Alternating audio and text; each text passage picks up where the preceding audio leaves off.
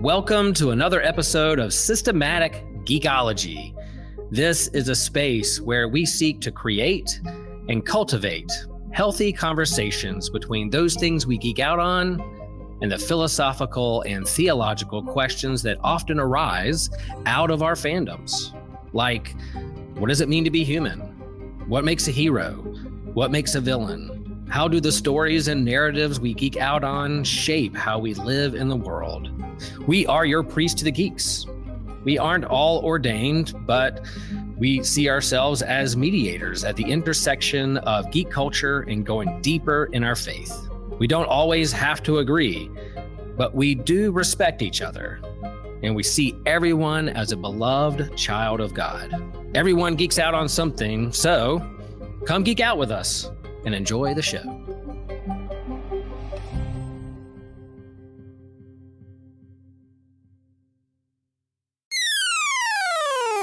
This show is a proud member of the Anazal Podcast Network.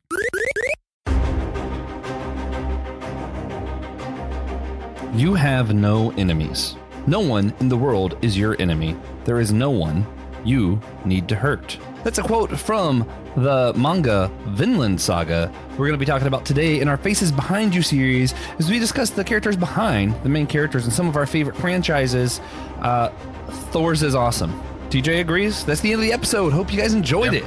Yeah, that's good. Yeah. I am Josh Woodall. I'm just here to introduce the Pod Almighty, the one who started it all. Back before dinosaurs, he created a podcast about dinosaurs, and that's how we got the dinosaurs. The one and only TJ Tiberius Blackwell. How's it going? Good. Yeah. I feel like that's like more than paleontologist. I was going to say paleontologist, but then I'm like, no, if you spoke them into existence, like studying them doesn't quite feel appropriate, you know? Like it's like, yeah, I think there's why would you need one to study thing that can really make a person is dinosaurs. Yeah. Anyway, so we're gonna talk about what we've been geeking out on lately before doing anything else. I have very slowly been trying to make it through that last season of The Boys. I just haven't cared for it after like season 2, but like I feel committed at this point. You know, got to see it through.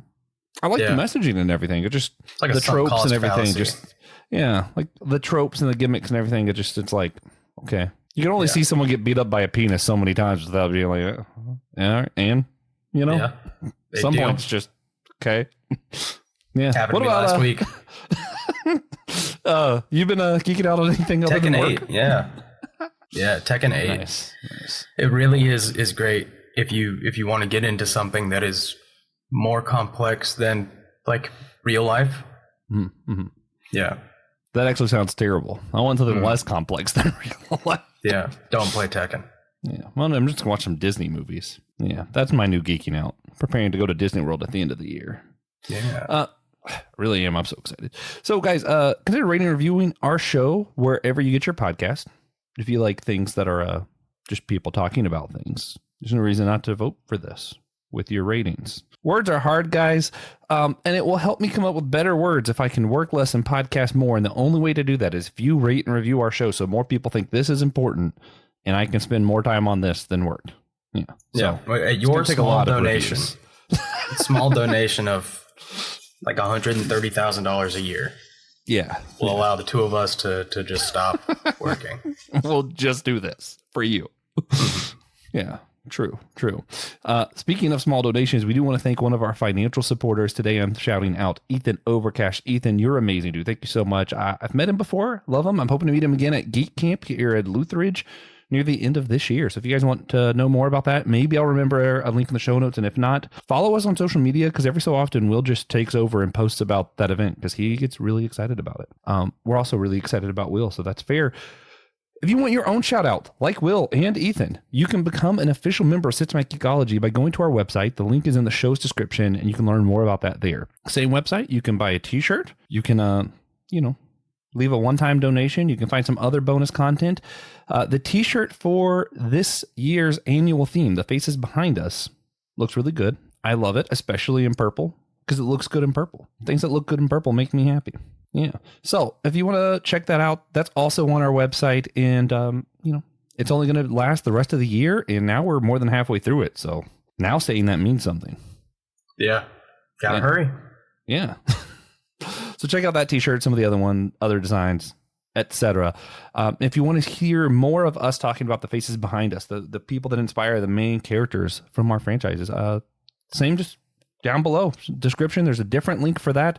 Lots of links down there. Lots of ways to participate in what we're doing, hear what we have to say, geek out with us, and just, enjoy all the geeky goodness together. Yeah. We appreciate all of you who take the time to do such a thing. And now we're going to jump into the main topic of today's episode, Vinland Saga. So, before anything else, a lot of our listeners maybe aren't huge into manga or anime. I feel like when you're talking about like Star Wars or Lord of the Rings, you don't have to stop and explain what you're talking about. But I feel like you might need to for this. So, TJ, what's the premise? What is Vinland Saga? When did you first read it? Tell us something about this. Yeah. So Vinland Saga is kind of like a manga adaptation of what's a good way to frame this? The discovery of America, the Vikings' discovery of America, Leif Erikson's journey, kind of, sort of. That's the driving force, at least. Why not? That's why it's called that. So Vinland is the name that they used to refer to the new continent in the 9th century, 11th century. So we follow Thorfinn, the main character of Vinland Saga. When it starts, he's super young, just Viking, doing Viking things. And at the time, who's the king at the start? I honestly don't remember these Not names. Harold. The nice thing about like manga and comics is I could do what I do in real life and remember people's faces and have no idea what their names are. Yeah, but it is a little bit more relevant because Vinland Saga is kind of like an alternate history manga, because it is heavily based off of real world history, English and like Norse specifically. So there was a lot of times when I was reading it where I'd be like, oh yeah, I know that. I knew that happened. I remember that. I wasn't there, but I remember reading about it. And I was there. But it's a really good story about Thorfinn's journey. TJ's been around since before the dinosaurs. Yeah. Yeah, I was there. Probably started Vikings too. You did a Viking podcast before Vikings. No, started. I did not. Yeah. I did not start the Vikings. That's problematic. Oh, okay. Fair enough. Yeah. Yeah. But Thorfinn is our main character, and we follow him through his path in life from Viking to pacifist to explorer. And he makes a pit stop through slave on the way there, like many Vikings did. So great, phenomenal story. If you haven't read it, you should. For a first manga, I think it's great. If it is your first, it'll probably be really hard for you to pick up a second. But hey, that's just the cost, But it is really phenomenal. I probably started reading it in 2018. I want to say, I was in college. I started reading it because I'd caught up on Berserk. Yeah. And I wanted to read something that was like more mature, I was like kind of not in the same vein as Berserk, but with the same tendencies, same audience in mind. And everything said, read Vinland Saga and Vagabond, which is also good, but on a permanent hiatus. So Vinland Saga, which is now finished, is Much definitely better. I like definitely being able to read things that are finished. Yeah, it's awesome. Yeah. But I was, I was reading it before it finished, which was also really great. Being excited to look forward to something like this was awesome. Yeah. Yeah. I feel like I would have been okay watching this like season. I didn't even watch the anime. Like I watched part of it. I didn't either. It moved too slow for me, which One Piece and that's the only time I've ever really think I've had that problem where I'm like, this is moving too slow. Yeah. Yeah. I had to read the book. Cards on the table. I have no clue what the anime is like. No idea. The few I've seen were like, it was good, but I like, for context, super ADHD. I hyperfixate sometimes. I watched like 2 or 3 episodes. And I was going to like read as I went, and I just needed to know what happened. Way too bad to sit there and try to watch it. And I read way faster than I could watch something. So I just like hyperfixated on it. My first time reading, I think, was literally last year. I started the anime way back when y'all did an episode about it for something else. Oh, the year. Yeah. There was an annual theme one year of world religions, and y'all covered it. And I started the anime, and I was like, this is really good. It just didn't stick. And then last year, I was like, I'm going to do it. And then when I started trying to read the manga and watch, I was like, oh, if I just read the manga, I make it through this. So good. So I've read it twice in a year, and it is not a short series. I mean, I think it's like 250 volumes or chapters or something. Not even chapters. Something. But it's, I think, 247. I want to say. But I guess that's long. Yeah. I guess that's for long. Me. I'm used to it's long for me. One Piece is almost at 2,000. So some of the main characters, we're probably only going to really talk about the first 40, 50-ish chapters. We'll touch on the other stuff, but I think we're probably going to focus there. I am. TJ might go further. I'm not sure. But like, I'm thinking about the story of Thors, particularly as it pertains to Thorfinn, Thorkell, and Askeladd. And I might be mispronouncing these names because, again, didn't watch the anime. That's pretty good. Sweet. So we're going to be talking about that because Thors had one of, if not the most poignant, like, on-scene deaths that I've seen. Probably the most poignant on anime. Although One Piece, not sure. But, yeah, you guys get the point. It happened. It was waitful. And I'm like, man, that happened so early on. How... What? I was confused because the way you guys talked about it in the other episode, I was like, I thought this was going to happen near the end of this series. This is the beginning. This is how it starts. Yeah, it really is just how it starts. Was it in the first episode of the anime? I think it was. For sure it was. It's in like the first chapter of the manga. I was like, so I was like, how you barely know anything, but you do find out more as you go. And the interesting thing is you find out more from his son a little bit, who's like the main protagonist. But I feel like you find a lot more from other people who were either his enemies or fought alongside him who disagreed with the lifestyle he chose in the end. You learn more about him from them than you do his son.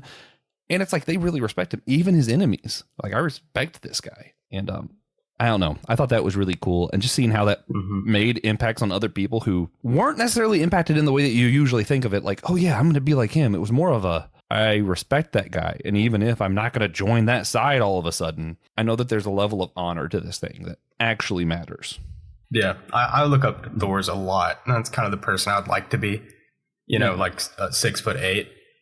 That would be cool. Again, always you bring up height every time we talk about it. But it's funny because if I'd have to look up to him because he was huge. Yeah, I mean, it's true. But not as big as his Everyone uncle would, basically. Yeah. But like, yeah. Anyway, yeah, basically. But he's super cool, and he lived that life so strongly that everyone couldn't help but notice. Yeah. Well, so I think too what's really cool is like a lot of times when a big character dies, it's like either to show you how evil the bad guys are or to show that he was that valiant that he made the sacrifice. And I just don't feel like it was either. Like, in a weird way, like, the bad guys really, well, yeah, they're bad, but they weren't that bad. They weren't the worst bad guys in the series by any means. And, like, he wasn't just sacrificing himself to save somebody. He was just didn't want to hurt people, basically, is why he died. And it's like, oh, is that actually that important? And I think that's what the rest of the series kind of tries to answer. Yeah. And I think it succeeds. Yeah. I do. Also, I think it sticks to the landing. Not a main point, but I do want to say, too, I usually don't like reading about or like talking about like honor shame cultures. I'm just like, oh, I don't like this. This show portrays it in such a way where I'm like, this doesn't feel as toxic as you see it. Like, to me, like a lot of Southern Americans, it's kind of toxic, that honor shame thing. Like, yeah, we call you names until it's like peer pressure or whatever, or I have to do this to prove I'm tough. And it's just not that. Like, the honor shame in this, I'm like, I don't like honor shame as like a system because it feels like it makes everything transactional, which makes true altruism harder, which is something I value. But I'm watching this going, I don't know, man. This particular honor shame system, you still get Thors, you get Thorkell, you get like a lot of people. And I'm like, I can't read all of these chapters and walk away thinking they're not incredible people, even though, you know, they're not real, but still. Yeah, they're based on real people. The Snorlsons were real people. Yeah, that counts. Yeah. Yeah. The Snorlsons are the family that Thors and Thorfinn, I guess Thorkell, are based on.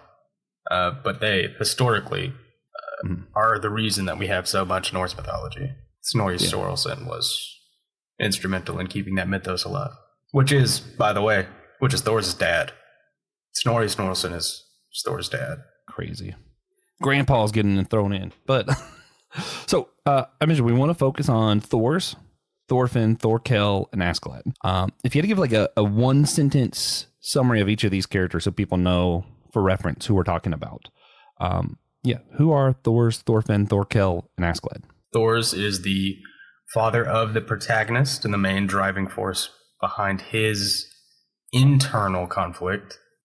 Thorfinn is the protagonist, a young Viking, growing up and realizing that his dad was correct. Thorkell is the great uncle of the protagonist, of Thorfinn. And super huge, super buff, super strong, super Viking. So cool. So cool. Just super cool guy. He wrestles a bear and wins. It's one of those, like, he shows up. Thorkell, to me, he showed up and I'm like, the annoying frat guy of Vikings. 2 pages later, I'm like, nah, this guy's just great. I don't know, man. Yeah.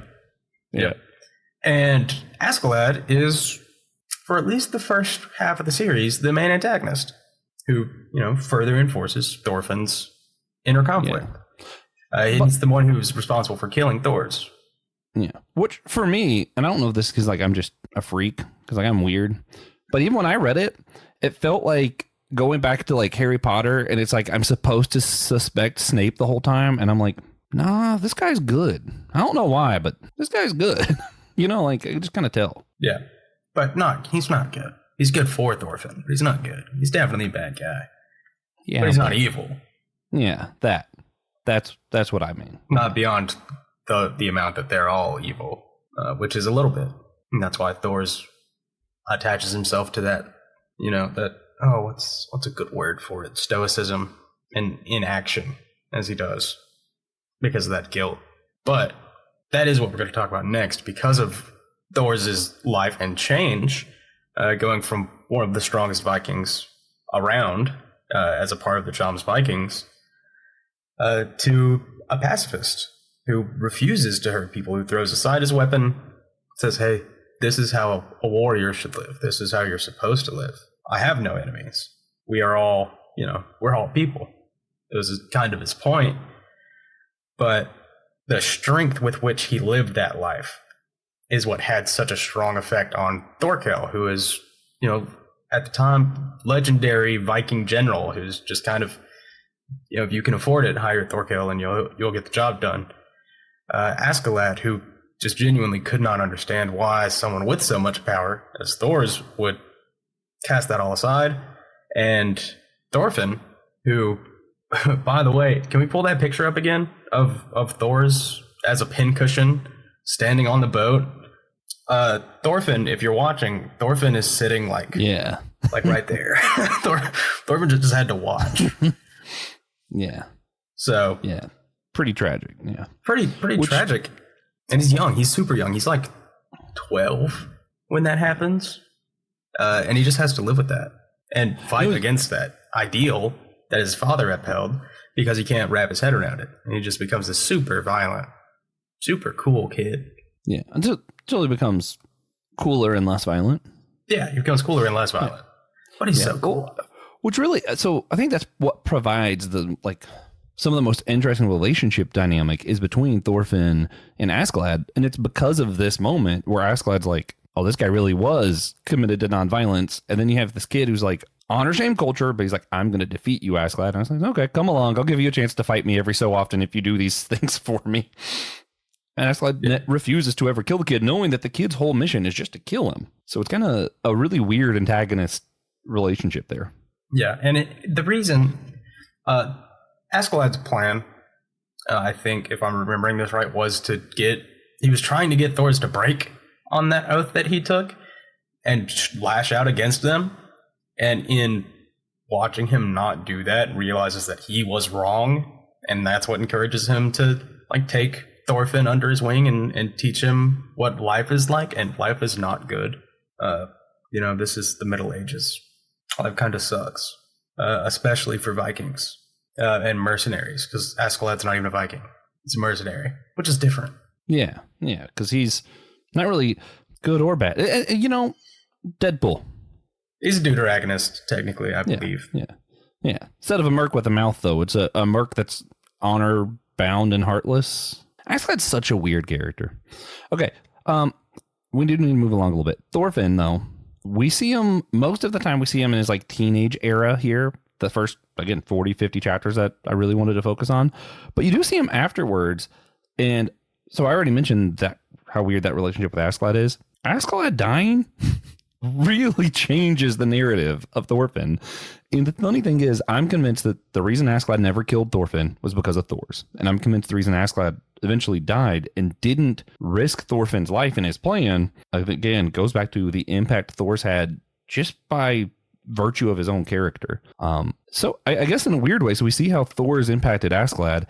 How did Askeladd really change Thorfinn and who he was and what we see after those 40 chapters that I wanted to focus on? And now I'm asking you about everything that's not that.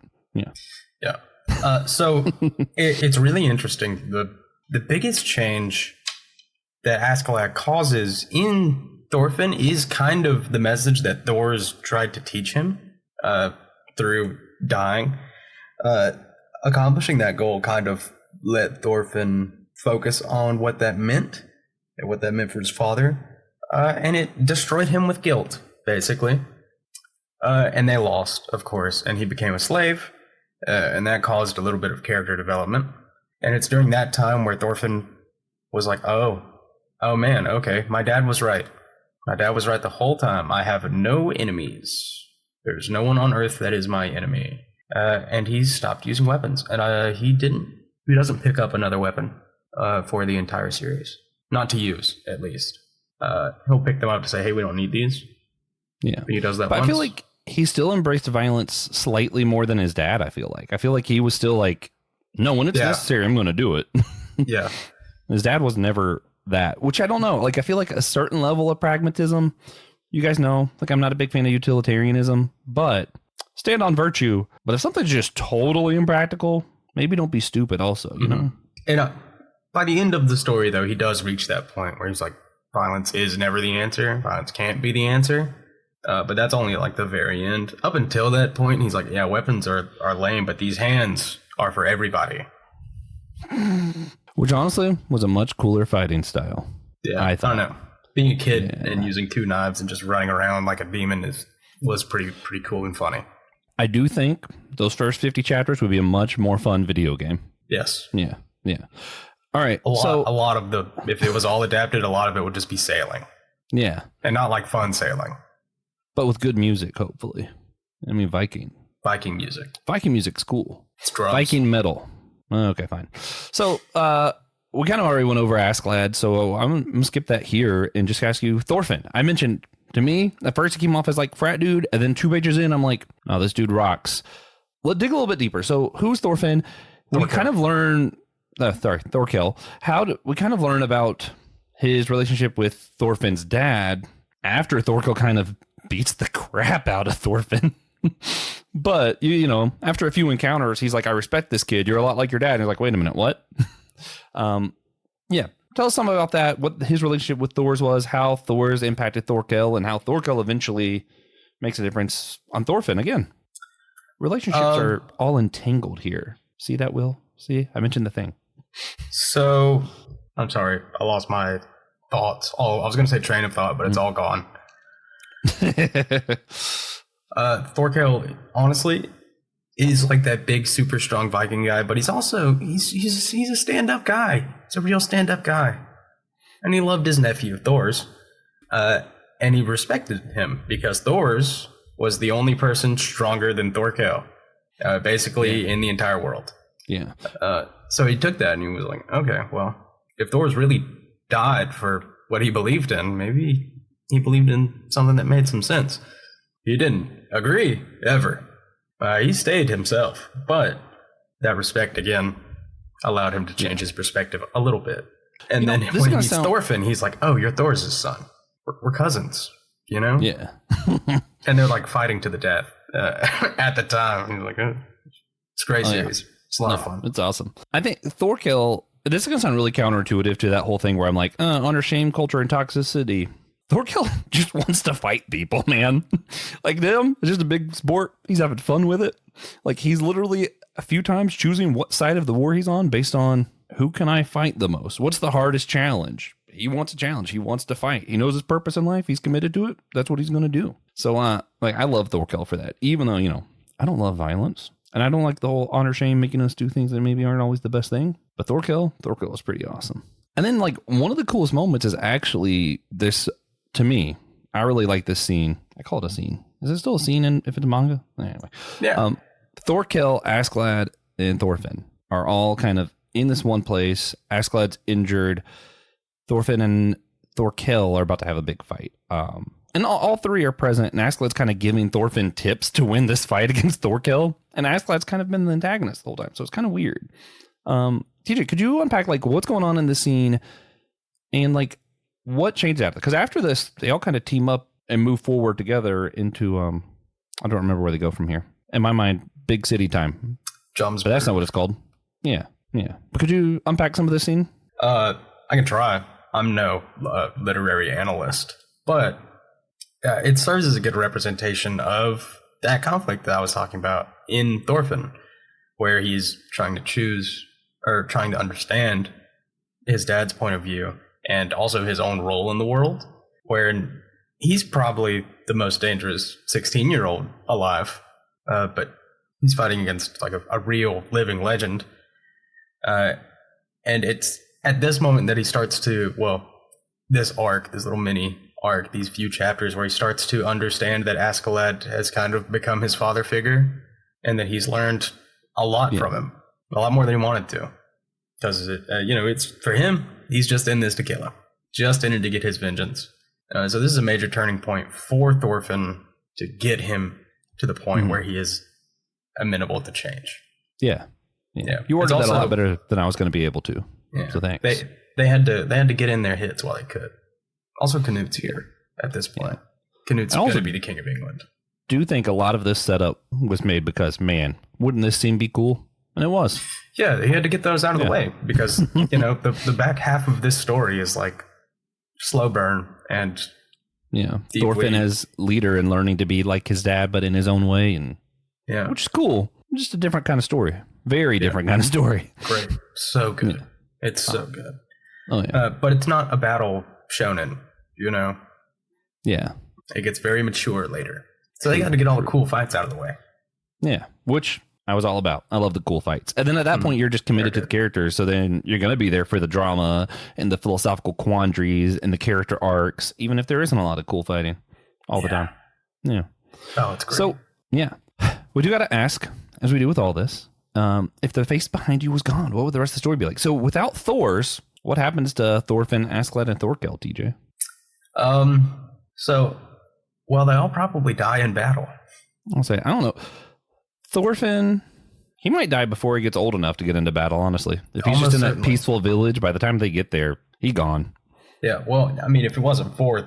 Because he wouldn't learn from Askeladd or anything. He wouldn't have learned how to fight. If it wasn't for Thors, Thorfinn literally wouldn't exist. Yeah, that's true. He wouldn't be born. Fair. Yeah. The other two, I feel like, are easier. I feel like Askeladd just remains immersed. I think Askeladd lives longer, truly. Honestly, I feel like he doesn't have as much heart. He's just going to go where the money is. He probably lives longer that way. But he just never has a character arc. I feel like he never changes. I mean, Askeladd and Thorkell realistically probably would have ended up fighting each other. Oh, Thorkell would have killed him. No problem. Maybe, probably. I don't think Thorkell would have an issue. Maybe, probably. But Thorkell would have fought until he died. Oh, absolutely. And he would have had a blast doing it. Yep. He would have died a lot sooner. It's funny. I think Thorkell would have died a lot sooner. Askeladd would have lived a little bit longer. Yeah. Not a lot longer. Yeah, a little bit, though. Because, money. Yeah. But, and I don't think, neither of them, I feel like, have growth. Like, I don't think Askeladd becomes the person who's willing to die for a cause. I don't think Thorkell ever changes at all to be besides a leader. Like, I don't think he ever has a commitment to anyone. I think he just remains committed to fighting. Whereas the series as we have it, I feel like he does develop a little bit of a commitment to the king, a little bit of commitment to Thorfinn, and I don't think you ever see that from Thorkell if it wasn't for Thors and all these other interactions. Yeah. Yeah, and it goes beyond, like, devotion to his brothers in arms, which he always had. Yeah. That's not what we're talking about. Yeah. Just great art. This is like some of the best character arcs, I feel like. Just good story, man. So just to recap the four people we're talking about here. Thors, his role is basically, he was a great warrior once, went to live a peaceful life and be family man, was forced back into war and dies. Thorkell, great leader, just signs up whichever army has the biggest challenge that he can fight the most people because he loves fighting. Eventually, changes a little bit on that role. But Askeladd is the mercenary who ends up taking on a fatherly role because of some kind of sense of guilt or something, maybe, where he's a father figure to the kid who wants to kill him. And then Thorfinn, especially for the first, we'll say this first chunk of the story we're talking about, has to be mentored by someone he wants to murder, then steps into a leadership role trying to live out nonviolence. So of those four, whose role would you most want to take on if you had to step into their role? Yep, just like me. Yeah, just TJ Blackwell is going to step into the role of Askeladd. Askeladd, yep. I love fighting kids. I'll do it all day. Yeah, I'm going to mentor this kid who wants to kill me. Yep, it's going to be a great time. Sometimes that's what I feel like our job is. Yep. Yeah, that's out of context for some people, but funny as hell for others. Man, I have a really hard time answering this. Yeah, none of them really have easy lives. I'm going to go with Thorkell because I do love a challenge. And eventually he kind of becomes the number two, the advisor, after going through some stuff, putting in the time, if you will. I feel like as far as roles go, I would never want to be Thorkell. Personality type, wildly different. Kind of like his role, though. I'm going to lead the army. We're going to do some fighting, and eventually I'm going to be someone's number two hand. I'm cool with that. And you would die. Oh, yeah. But like, that's why I'm also like, I'm going to get his strength too. I'm not taking his role. I'm also going to ask for his strength. Well, that's why I asked. That's why I asked. Okay. Yeah. Well, you could get their abilities if you want. You just keep your personality. Oh, okay. Yeah. Yeah, I'll be Thorkell as well. Sweet. Yeah. So he seems like he has the most fun out of anybody, I think. Yeah. Yeah. I mean, honestly, though, I would probably be Askeladd anyway. Yeah. Honestly, I see you kind of not as an Askeladd in the sense of like you're just doing stuff for the money, but like as far as like you being a mentor to someone who hates you and you're just like, I don't care that you hate me. I could see you doing that. Yeah. I don't think I could do it. I care too much about people liking me. I really don't like money. Yeah, that's the other problem. That's the funny part. You're allergic to cash. That's the least like him I am. It's the aspect we have the least in common. Yeah, it's funny. You wouldn't do it for money, but you just kind of do it. Like, oh, you want me to mentor this kid who wants to kill me? Okay, sure. Why not? Yeah. Me, I love the idea of like, I'm just going to lead this team. Not necessarily into battle. I just like the idea of leading teams, not necessarily like one-on-one mentorships, but the idea of leading a team. I love that. That's fun. And then the idea of being someone's number two, I like that too. But something about that direct like mentor-mentee, I don't want to do that, man. I think I've done that enough times. I'm just tired of it. I think that's what it is. Yeah, I'm sick of this. I get why Jesus had the 12. If it was just him and Peter, he might have killed Peter, Definitely. That's a joke. I do not think Jesus would have murdered Peter. He would have. Sorry to all our Catholic followers. And Thomas? Doubt me again. Listen, I'm just going to throw this out here. This is a random. I have some Bible pet peeves for those who don't know. This is a random one. I hate people saying doubting Thomas. I get where it comes from because he was like, oh, let me touch the wound. Throwing out there. I'm a Thomas apologist. That's what I am. When Lazarus was dead, all the apostles are like, oh, Jesus, why would you do this? This is stupid. He's already dead. And Thomas is like, nah, Jesus has this. He was the only one who believed in him. He doesn't deserve doubting Thomas. That nickname just isn't merited. I'm sorry. The rest of them doubted first. What do you want to call him? Trust but verify Thomas. Yes. Yeah. Trust lead Thomas. Anyway, so Thomas the truther. Oh man. So we mentioned before, this series has a lot to do with like the honor shame kind of culture. How important do you think honor is to how we influence others? Because the reason Thorkell really saw what Thors did wasn't because he was like, oh, sacrifice is important, or oh, his beliefs were good. He didn't care about the guy's beliefs. He was like, oh, there was honor, and that he was willing to die for his beliefs. So how important do you think honor actually is in our ability to influence other people? It kind of depends on the other people, what your definition of honor is. Yeah. So, bad question. Move on. But yeah, it really does depend on your definition of honor, because for some people it's a big deal. You know, for some people it allows them to, even if they disagree with you, be like, okay, but he's a good guy, so maybe I should listen. Sometimes. Mm-hmm. Yeah. I think for me personally it matters a lot, but yeah, again, I do think it just depends on who you're trying to influence, because I have several friends who are utilitarian, whatever. I've already mentioned several times. I hate utilitarian arguments. I have some friends who believe that way. act on that, but I know them. Like, they are people who are trying to do good. I trust them. I respect them. Don't like their argument. Don't like why they're doing what they're doing. I could be wrong. And so out of honor, I'm like, hey, they're committed to that belief. Sure, I'm down with that. The thing that makes me most mad at like movies and stuff, or like whatever, or people that I won't ever listen to, are people who aren't going to do what they say they do, or will say, I believe this, but then act otherwise, right? Like, to me, part of my biggest problem with a lot of, this is bad on a, well, we're not on the Church Unity show right now. Ha, yeah. Sorry, we have another podcast that's about Church Unity called The Whole Church Podcast. This does not apply to that podcast. Mm-hmm. Yep. Yeah. But I have trouble sometimes listening to more conservative Christians, especially Southern Baptists, because I'm like, the amount of times you say you're about, sexual ethics, you care about, answering to other people or doing the right thing, purity, and then the amount of times you're caught covering up sex scandals and stuff, I'm like, do you care about that? I have a much harder time believing what they say at face value because I've seen them act otherwise. Then you have, as an example, someone else on the show, another host who is a Baptist, Christian Ashley. I disagree with him all the time. If he says something that he believes something, I trust wholeheartedly he's going to act in that belief because I know Christian and he's a man of honor. Which is worrying sometimes. Yeah. But I mean, it's also why, like, if I want advice, I'll still go to Christian even though I disagree, because at least I know he's going to be straight with me. Some people just tell me what I want to hear. Christian won't. But if you're a lobbyist, stay far away from Christian Ashley.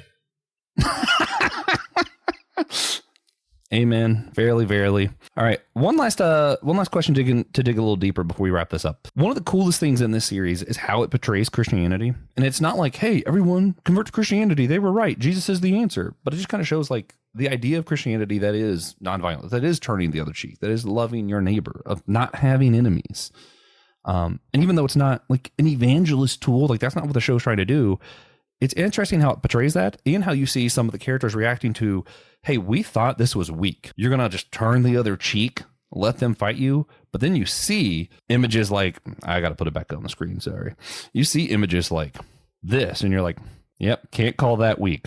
Thors being willing to be shot several times and I'm just not going to kill someone because that's not what I do, not what I believe. You can't look at that and say it's weak. And how many people were really challenged by that because they thought nonviolence was weak. And then you see someone willing to die for that belief. And it's like, well, I can't call that weak anymore. It's crazy. Mm-hmm.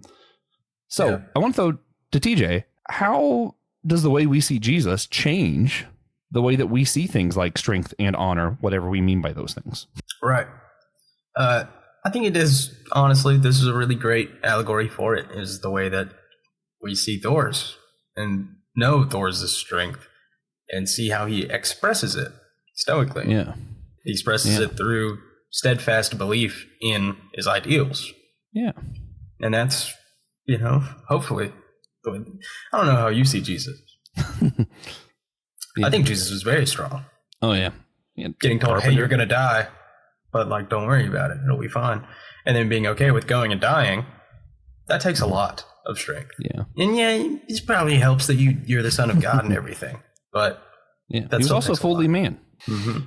Yeah. I don't like how the verse gets used sometimes, and we don't have like an explicit thing in the Bible that says this is why Jesus did that. But I think it's really telling that Jesus had some of the disciples pick up swords. Then when the Romans go to take him and Peter uses the sword that Jesus like, hey, we need to have weapons.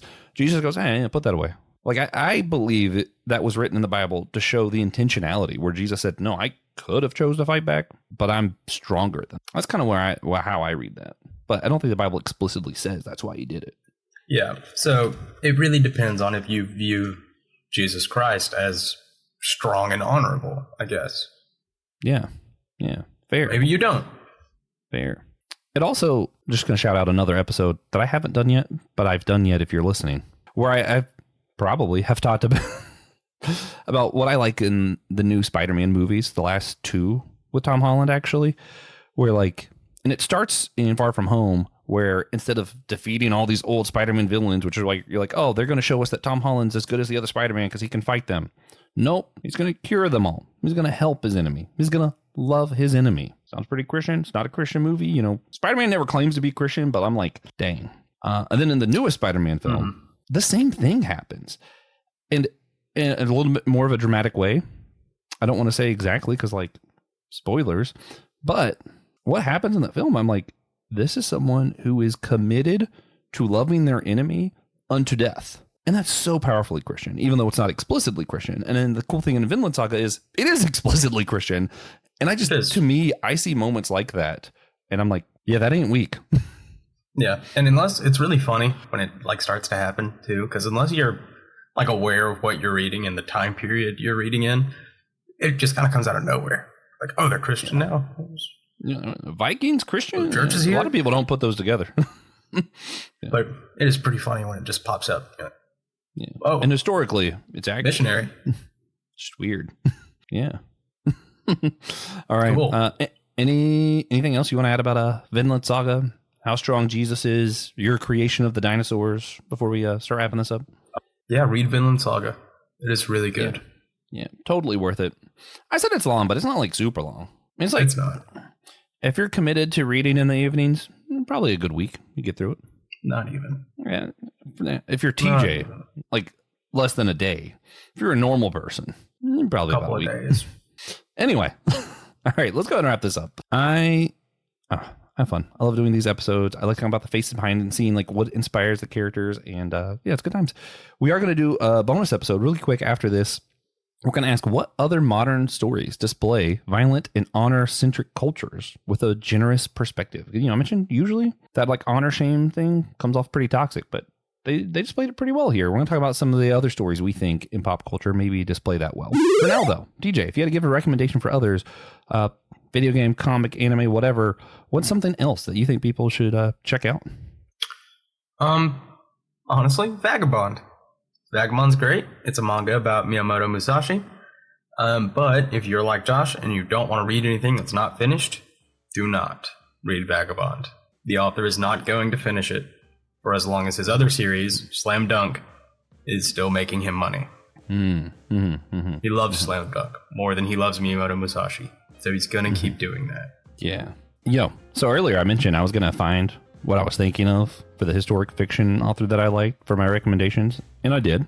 Stephen Pressfield is the author's name. I want to recommend specifically, there's a few that I really like. Gates of Fire was good. A Man at Arms, though, has to do with someone trying to deliver one of Paul's letters during Roman times. A lot of action, Bible adjacent. Pretty cool. So pretty cool. Yeah, I highly recommend all of Stephen Pressfield's books, actually. So that's our recommendations for today. Check them out if you want. You don't have to. You do have to rate and review the show, though. You were contractually obligated when you listened. Don't know if you know. Sorry. No, but it does help us a lot when you rate and review wherever you're listening, Spotify, Apple Class, whatever. It makes people think that we're important, like the algorithms. So when people search stuff, we're more likely to show up. Helps our show grow, and it's free for you. It only takes a couple seconds, and we really appreciate it. Less free, though, that we still appreciate is when people financially support the show. So we're going to shout out one of our financial supporters, Ethan Overcash. You're amazing. Thank you so much, Ethan, for making this show possible. Guys, if you want your own shout out, you can be like Ethan by going to the link in the show's description, subscribing, becoming an official member of Systematic Geekology, and we'll shout you out on the show as well. You can also buy some merch, see some extra free content, stuff like that. You can leave a one-time financial gift if you don't want to like subscribe. You can still leave a one-time gift if you want. I mentioned earlier, I love the faces behind this t-shirt for our annual theme. Looks super good in purple. Definitely worth checking out. If you got a couple minutes, head over that way. We really appreciate it. Remember, you can find a playlist to the entire series of Faces Behind Us with the link in the show's description. A lot of links down there, a lot of ways to join in the geeky goodness and just participate in what we're doing here on Systematic Geekology. We appreciate you all for that. And, of course, we need you to do one extremely important thing for us, which is to remember that we are all a chosen people, a geekdom of priests. Till next time.